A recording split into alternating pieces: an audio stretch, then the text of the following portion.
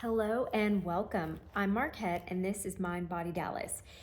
I want to talk to you today about the power of your words. So, complaining, gossiping, love, joy, all of the things, everything that you speak has power.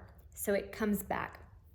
Think of it like this. I went to a wedding this summer and it was in Hawaii, and the man who is the officiant, I guess, he was explaining aloha, one breath, one love, something like that. Go research it. But it was something like basically every time you breathe out, you are then putting out into the air for everyone to breathe either the next complaint or the next joy. So when you breathe something out, you've put it into the air, you then have to breathe it back. So it's kind of like you reap what you sow, or karma.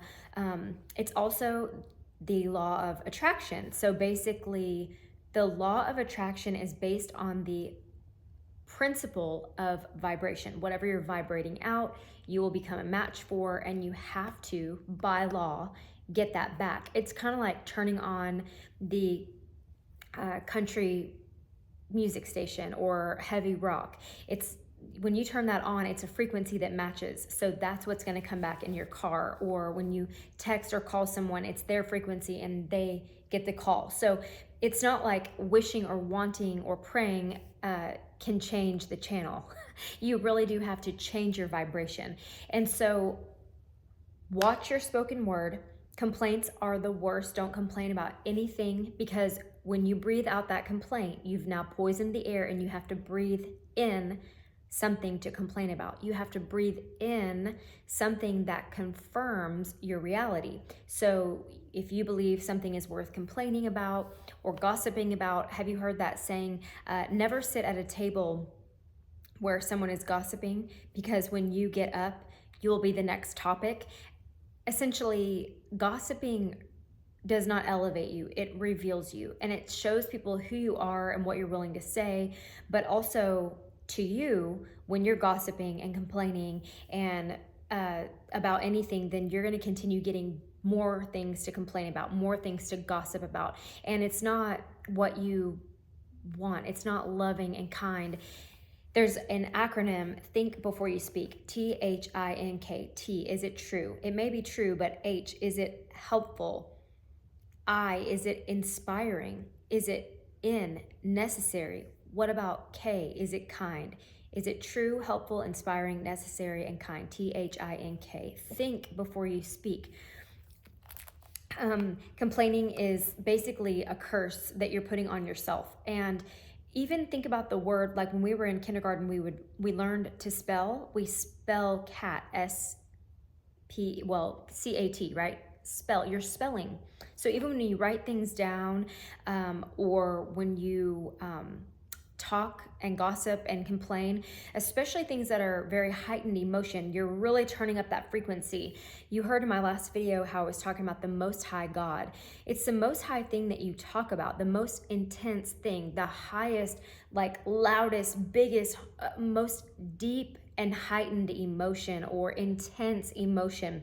That's what's becoming your addiction or your Most High God. That's what you're frequencing, you're sending out. So even though you say, no, I worship the Lord, I worship Christ, I worship good, what is true, honorable, right, and pure, lovely, admirable, excellent, and worthy of praise. Well, is that what you're really feeling? Is that what you're talking about? Are those your words?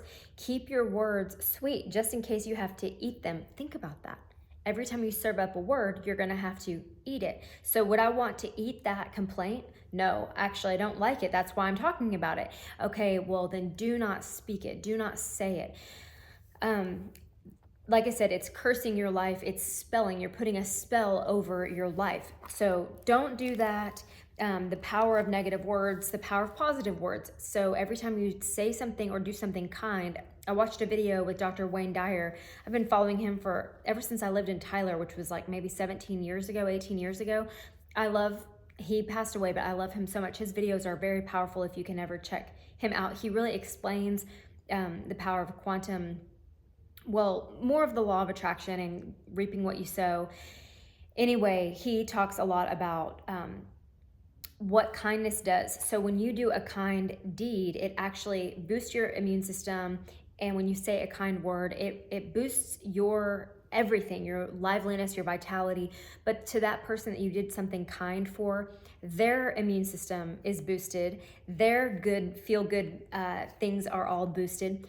And if there's anyone observing it, they actually get a boost also. So their immune system is strengthened and bolstered and boosted. So kindness really does have a physical effect. And the more you can speak that out, you want to eat those, you want to attract, you want to reap what you sow, you want to sow lots of kind things. Let's see. Based on vibration, disappointments. Okay, what I was going to say about disappointments is some of us have maybe an addiction to disappointments and struggle. And I would say for sure, someone like me who is a recovering know-it-all, and my greatest strength is that I try really hard to do the right thing, do the best thing, be excellent at everything I do, but that can also be my greatest weakness. Often our greatest strength is our greatest weakness.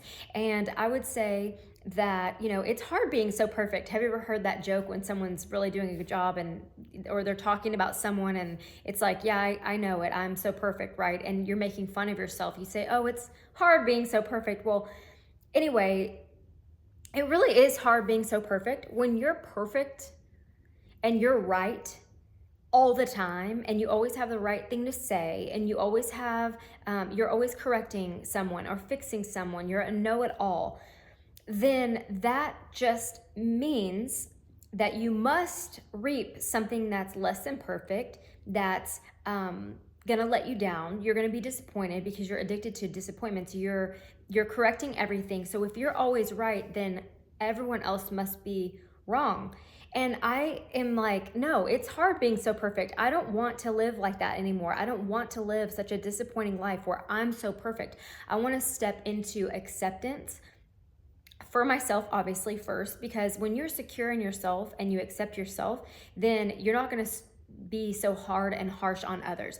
That's definitely my greatest awareness, is that the more secure I am in myself, the more accepting and loving I am of myself, the more loving and accepting and unconditional loving I can love others unconditionally as well. But if you can't even love yourself unconditionally, how are you going to love others? So I told you in the last video that in the Bible, Numbers chapter 13 talks about when the giants came. I think I told you this quote: life looks at you the way you look at life. So let me read it to you.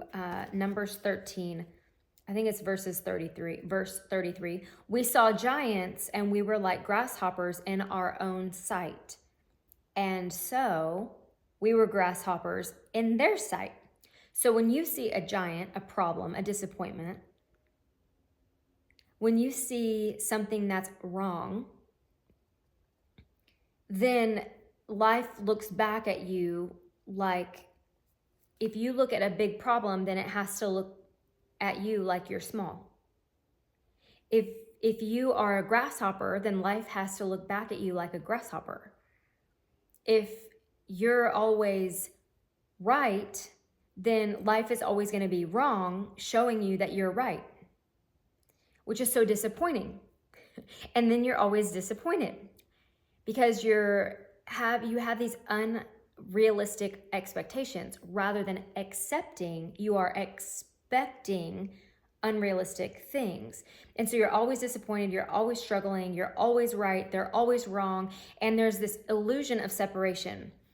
Good versus bad, right versus wrong, big versus small, infinite versus finite, politics, left versus right. Anything that gives you the illusion that you are separate from another person is exactly opposite of what I opened this video with, Aloha, which is one love, one breath. We're all connected, all one, all is one and one is all. God is in each of us. And yes, we are not the same expression of God. We're all expressing ourselves freely, But if you're free to be you, then I'm free to be me. But I said this in the last video, and I'm making this video a lot shorter. Who am I to say that you can't have a chocolate cake experience? If I get into your car and you're listening to country music, who am I to talk you into hard rock or jazz or classical? Maybe you wanted country music today. When we go to the restaurant and you order chocolate cake, who am I to say you have to get tiramisu? You have to get the meatloaf. Why? Why am I so right? Why do I even care what channel you're on, what frequency you're vibrating, what program you are, what chocolate cake you're eating? It's none of my business. It's not my business to fix it, correct it, analyze it. It's none of my business. I need to live and let live. If I've ever been a know-it-all to you, I humbly and genuinely apologize. And if I've never met you and you are a know-it-all, learn from me. It is so disappointing to be a know-it-all because that means no one else knows anything and everyone's going to be stupid. And I don't want to look out like seeing grasshoppers, well, being a grasshopper, right? Being right, so they're all wrong. So they're going to look back at me like that. I don't want to keep vibrating that out. I don't want to keep, not reflecting, but what's that word? Attracting stupid, disappointing struggles that are wrong and annoying and imperfect because I'm so right, I'm so perfect, and I'm so disappointed all the time. That is not a good way to live. So learn from me, and let's live and let live, and let's spread the good news. Let's spread good news. No more gossiping, no more complaining. Aloha, one love, the good news. If it isn't good, if it isn't nice, don't say it. If you don't have something nice to say, don't say anything at all. Okay, talk to you soon.